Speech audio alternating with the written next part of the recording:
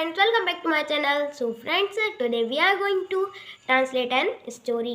आज हम एक स्टोरीज ट्रांसलेट करने जा रहे हैं क्योंकि friends story reading and translation से हमारी इंग्लिश इम्प्रूव होती है।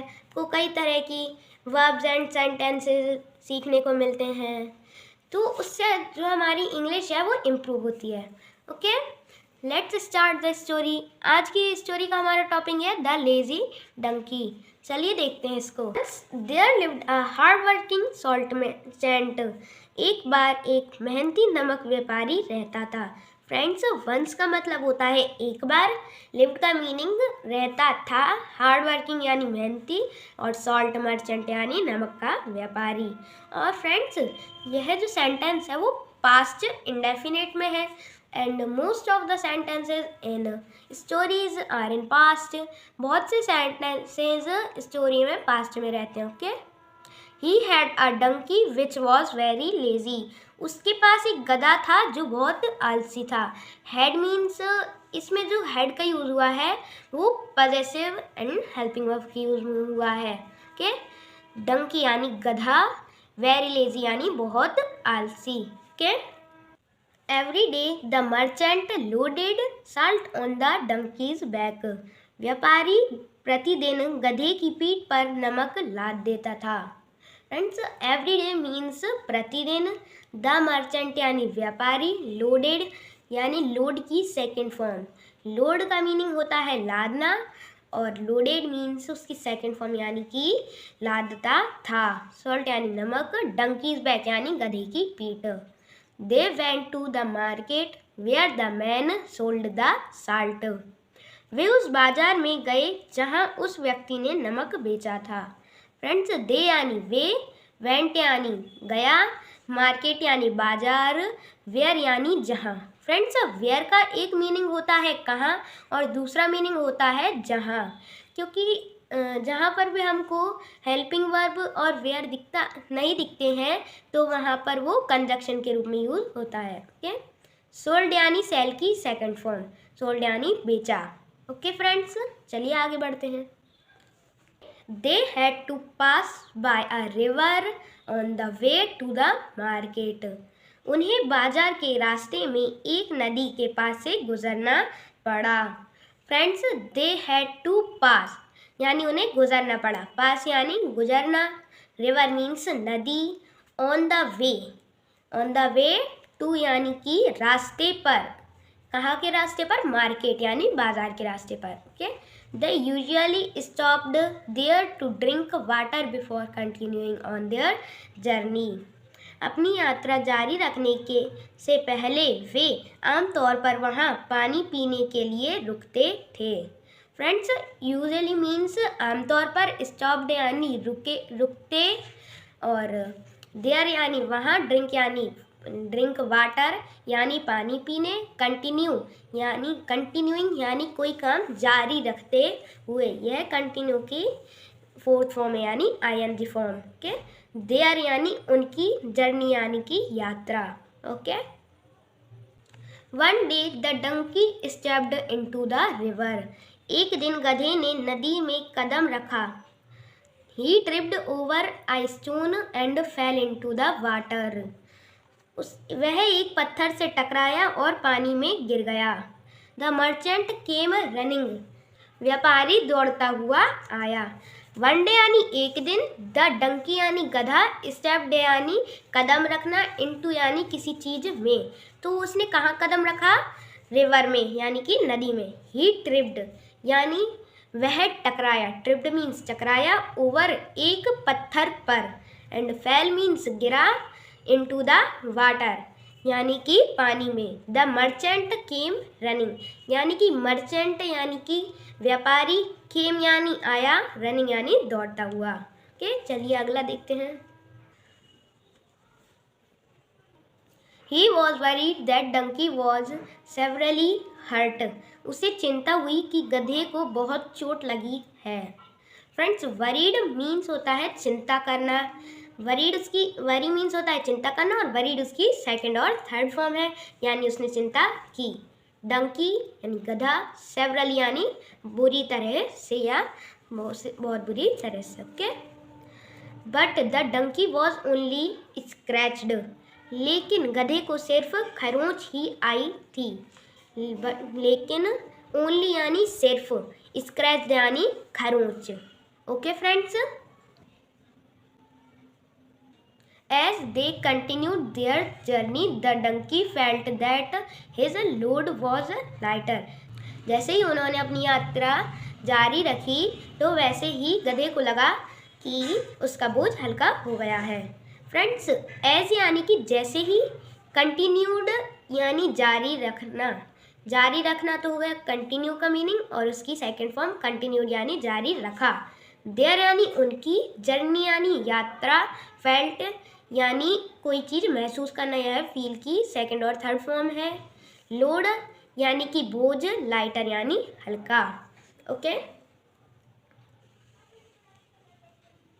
he soon realized that when he fell into the water some of the salt had dissolved।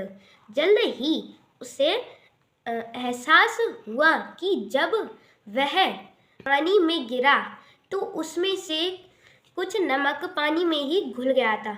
जैसे कि पानी में कोई चीज़ घुल जाती है ना, तो उस तरह से उसमें से कुछ नमक पानी में घुल गया। कि सून यानी जल्द ही, रियलाइज यानी लगा, दैट यानी कि, वैन यानी जब। फ्रेंड्स, वैन तो वैसे कब होता है, लेकिन शायद ही आपने कंजक्शन के बारे में पढ़ा होगा।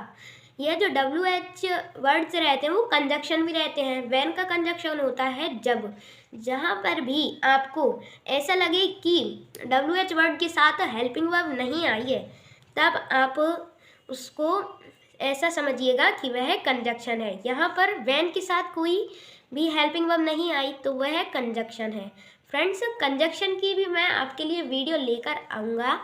या अभी हम स्टोरी पर ध्यान देते हैं। ओके, फेल यानी गिरा, इनटू द वाटर यानी पानी में, सम ऑफ द साल्ट यानी उसमें से कुछ नमक, हैड डिसॉल्व्ड यानी घुल गया, कोई चीज़ घुलना। Okay, this made him very happy, इससे वह बहुत खुश हुआ। मेड यानी होना या बनाना, हिम उसे, वेरी हैप्पी यानी बहुत खुश। Let's move ahead. The next day he again stepped into the river for a drink। अगले दिन वह फिर नदी में पानी पीने गया। Stepped यानी गया, again यानी फिर से, ओके, for a drink यानी पानी पीने के लिए। He then pretended to fall into the water and the load became lighter। उसने पानी में गिरने का नाटक किया और हल्का हो गया। फ्रेंड्स, प्रिटेंड यानी कि ढोंग करना या नाटक करना, उसकी सेकंड फॉर्म होती है प्रिटेंडेड यानी कि उसने ढोंग किया। देन यानी तब, उसने काय का नाटक किया, पानी में गिरने का। फॉल यानी गिरना। और and load became lighter, load यानी बोझ, बिकेम यानी होना या बनना, तो उसकी सेकंड फॉर्म होती है बिकेम और थर्ड फॉर्म होती है बिकम। के बिकम, बिकेम, बिकम यानी कि बना या बनना। लाइटर यानी कि हल्का। Okay, this happened over and over again. यह ऐसा बार बार होता रहा। फ्रेंड्स, हैपेंड यानी हुआ, हैपन यानी होना, उसकी सेकंड फॉर्म हैपेंड यानी कि हुआ। ओवर एंड ओवर, बार बार। ओके, ओवर एंड ओवर यानी बार बार, अगेन यानी फिर से। Soon the merchant grew suspicious यानी देखते ही देखते व्यापारी को शक हो गया। सून यानी देखते ही देखते, इसके कई सारे मीनिंग होते हैं सून के। मर्चेंट ग्रीव सस्पिशियस, ग्रू यानी मतलब उसे लगा या हुआ, ग्रो की सेकंड फॉर्म ग्रू। सस्पिशियस यानी शक, सस्पिशियस यानी शक। Okay friends, One day the merchant decided to keep an eye on the donkey। एक दिन व्यापारी ने गधे पर नज़र रखने का फैसला किया। वन डे यानी एक दिन, डिसाइड यानी कि कोई चीज़ तय करना, ओके, उसकी सेकंड फॉर्म होती है डिसाइडेड। फैसला करना या तय करना। उसकी सेकंड फॉर्म डिसाइडेड यानी कि फैसला किया या तय किया। के टू कीप यानी रखना, यह इन्फिनेटिव है टू कीप। एन आई यानी नज़र रखना, an eye on the donkey यानी कि गधे पर नज़र रखना। के he saw that the donkey purposely fell into the water, उसने देखा कि गधा जानबूझकर पानी में गिर गया। फ्रेंड्स, सॉ यानी देखा, यह सी की सेकंड फॉर्म है। सी मीन्स देखना, सॉ मीन्स देखा। कि डंकी यानी गधा, पर्पजली यानी जानबूझकर पानी में गिर गया। फेल यानी कि गिरना, के फेल यानी गिरा।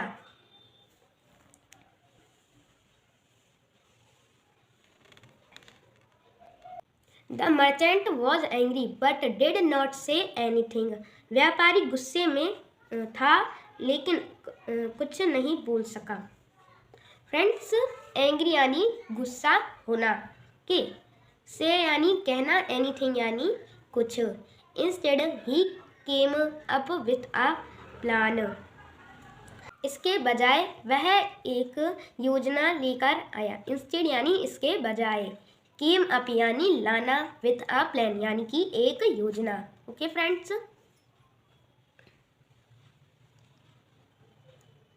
The next day the merchant loaded the donkey with sacks of cotton instead of salt, दूसरे दिन जो व्यापारी ने गधे पर नमक की जगह रुई की बोरियां रख दियां या लाद दी।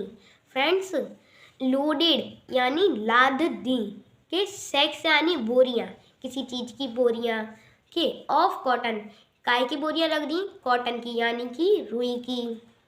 इंस्टेड ऑफ साल्ट, इंस्टेड यानी वजह है, सॉल्ट यानी नमक। उसने क्या किया, उसने योजना बनाई और उसने जो डंकी था यानी गधे की पीठ पर रुई की बोरियों को लाद दिया, क्योंकि रुई पानी में जाने के बाद भारी हो जाती है इसलिए। Okay, when they reached the river the donkey fell into the river but was surprised when he stood up, जब वे नदी पर पहुंचे तो गधा नदी में गिर गया, लेकिन जब वह खड़ा हुआ तो वह हैरान था। वैन यानी जब, यहाँ पर कोई हेल्पिंग वर्ब दिख रही है क्या वैन के साथ? नहीं, तो इसलिए यह जो है वो कंजक्शन के रूप में यूज हुआ है। रीच्ड यानी पहुंची, रिवर यानी कि नदी, the donkey fell into the river यानी वो जानबूझकर नदी में गिर गया, फेल यानी गिर गया। But was surprise when he stood up, लेकिन वो हैरान था, सरप्राइज यानी हैरान, जब वह खड़ा हुआ तब वह हैरान था। क्यों हैरान था, चलिए देखते हैं।